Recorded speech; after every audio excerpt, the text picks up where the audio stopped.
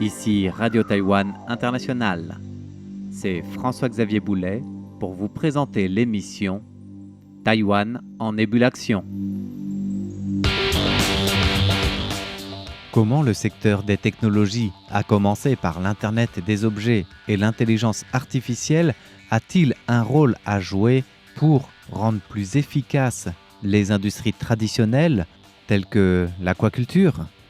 Eh bien, en réalité, cette question trouve des bribes de réponses très concrètes pendant la période d'épidémie mondiale.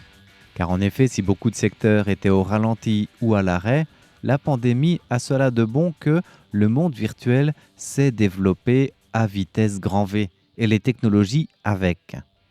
En tant que technologie parmi les plus populaires de ce XXIe siècle, l'intelligence artificielle et l'Internet des objets sont aussi les paradigmes les plus efficaces qui ont joué un rôle essentiel dans plusieurs transformations et celle du secteur agricole qui nous intéresse aujourd'hui.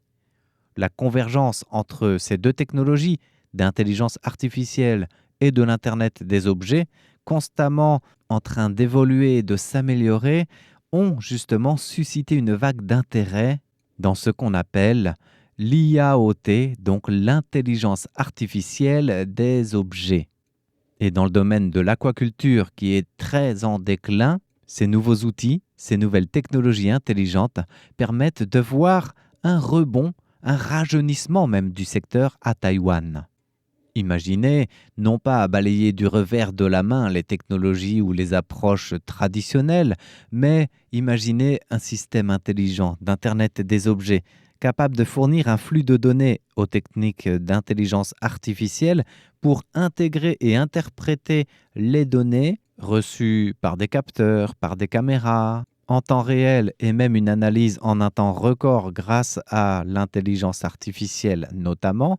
À cela s'ajoute la performance de l'analyse automatique, les images et la prédiction des données.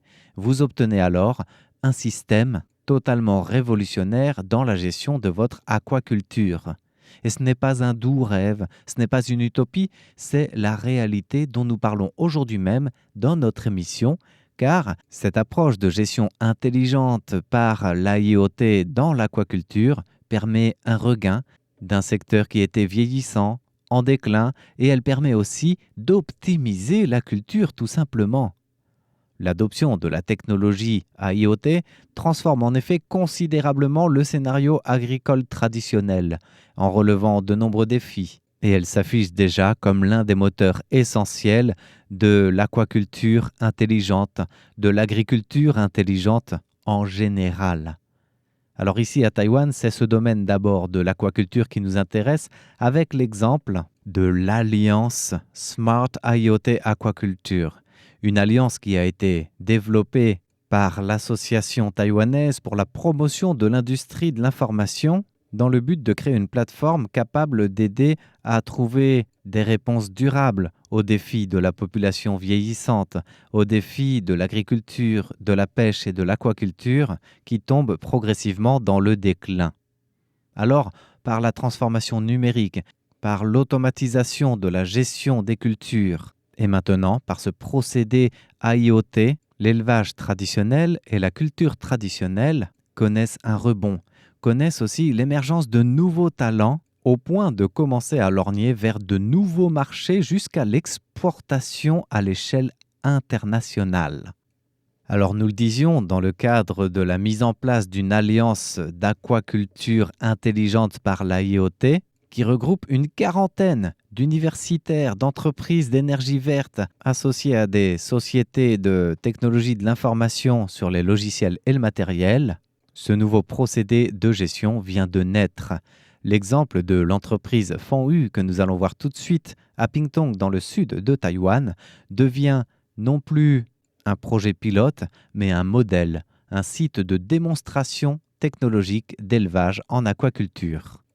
La directrice générale de Fenghu, Wang Qingyi, a énuméré plusieurs bienfaits de cette approche qui permet notamment de réduire le temps de travail, qui permet aussi de réduire la charge des fermes piscicoles tout en augmentant la rentabilité. Et ce bijou de technologie de l'IoT en aquaculture permet la mise en place d'un calendrier dynamique d'élevage par l'intelligence artificielle à distance, optimale et modulable en fonction des circonstances. Ce qui est encore mieux avec le calendrier de sélection dynamique, c'est qu'il peut vous fournir les meilleures décisions de sélection. Par exemple, en cas de situation impromptue ou de quelconque problème, un signal de notification est envoyé et indique que le pH est trop bas, ou bien qu'il faut épandre de la chaux. Ou encore, s'il détecte un vent chaud, il lancera une alerte demandant à quelle heure déclencher l'arrosage. Le système intelligent de gestion connecté aide aussi à ajuster la température de l'eau souterraine. En cas de forte pluie, si nous pratiquons l'aquaculture en eau de mer, la salinité de l'eau de mer peut être plus légère en raison de ses précipitations, et l'intelligence artificielle nous assiste encore en nous rappelant les démarches à suivre. En cas de courant froid, elle nous suggère d'introduire un certain niveau d'eau souterraine dans les bassins. Ainsi, une fois le niveau de l'eau relevé, la température sera relativement stable et difficile à modifier.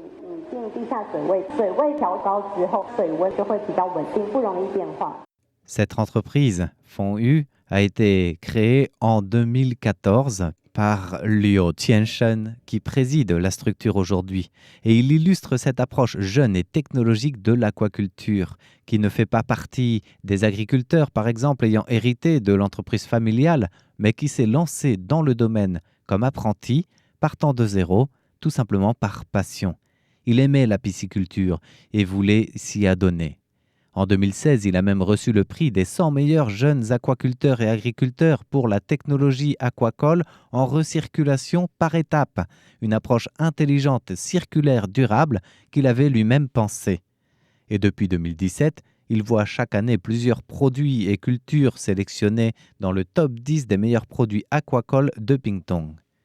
Depuis, il a rejoint cette alliance d'aquaculture intelligente par la IoT et sa production et la qualité ont encore été considérablement améliorées, distinguant un savoir-faire, un talent, une technologie et permettant aussi de voir que les produits taïwanais aquacoles de qualité étaient de plus en plus vus sur le marché de l'exportation, à commencer par l'Australie, le Japon ou encore la Malaisie.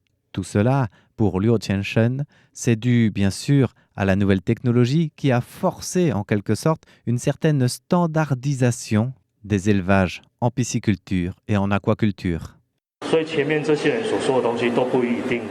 Ce que les exploitants précédents appliquaient ou suivaient ne sera pas forcément accepté par la majorité. Ces repères ou critères ne deviendront peut-être pas un standard dans l'industrie. À mes yeux, la meilleure approche est justement de rapprocher les techniques d'élevage d'une certaine standardisation, ce qui est totalement absent des méthodes traditionnelles. Et au fur et à mesure que ces procédés standardisés dans la pisciculture et l'aquaculture ont ajouté les technologies intelligentes, c'est tout l'ensemble du processus d'élevage et de sélection des bassins qui a bénéficié de ces nouvelles technologies. Il y a ainsi une manière dynamique pour les opérations afférentes de gestion des bassins, des cultures, depuis la sélection jusqu'à la production, en passant par le contrôle de l'environnement et des conditions des élevages. En se standardisant et en devenant plus moderne par l'intégration des technologies d'intelligence artificielle et d'Internet des objets, les fermes aquacoles ont aussi connu un coup de jeune, comme on dit, avec un regain d'intérêt des nouvelles générations pour ce secteur qui était pourtant en très fort déclin. Avant, les jeunes croyaient qu'il fallait passer sa vie et ses journées de travail sous le soleil, sans pouvoir ni se protéger ni se reposer. Ou bien c'est juste pour rentrer au dortoir le soir. Les jeunes voyaient donc le travail agricole comme un labeur extrêmement pénible. Mais si le processus devient numérique, les capteurs permettent de recevoir une notification d'alerte en cas de problème ou de blocage dans l'alimentation des bassins par exemple. Du coup, l'exploitation n'a pas besoin de vadrouiller et surveiller sur place, mais faire du monitoring et s'assurer de la constance, de la qualité de l'eau et le bon fonctionnement des bassins et des capteurs. Liu Tiansheng ajoute qu'avant, il y avait à peine 20% des jeunes dans la fourchette des 20-30 ans qui s'adonnaient dans cette filière, quand ils sont plus de 60% aujourd'hui.